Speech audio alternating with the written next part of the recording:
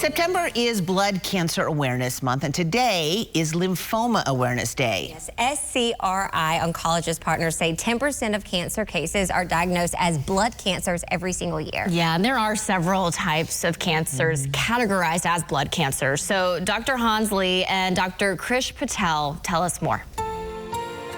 Hi, I'm Dr. Hans Lee. I'm a hematologist and medical oncologist at SCRI Oncology Partners here in Nashville, Tennessee. I'm also the director of multiple myeloma research for the SCRI Research Network. Hi, I'm Dr. Krish Patel, a hematologist and medical oncologist at SCRI Oncology Partners, and I'm the director of lymphoma research at SCRI.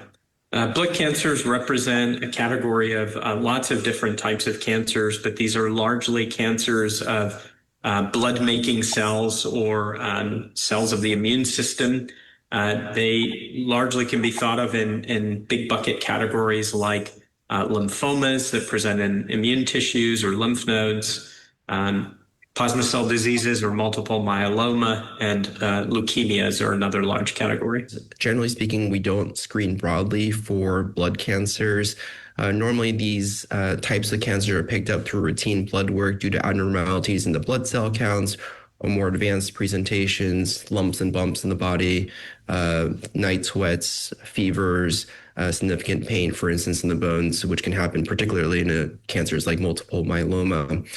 I would say that it's important, though, that the viewers really maintain regular health checkups with their primary care physician. This is how oftentimes blood cancers are picked up. So I tell patients that I see in the clinic that multiple myeloma, for instance, is a very treatable blood cancer, that patients can live a very long time with the diagnosis, with the treatments that we currently have. And so again, this is largely in part due to advancements in research, clinical trials that have led to some of these new treatments.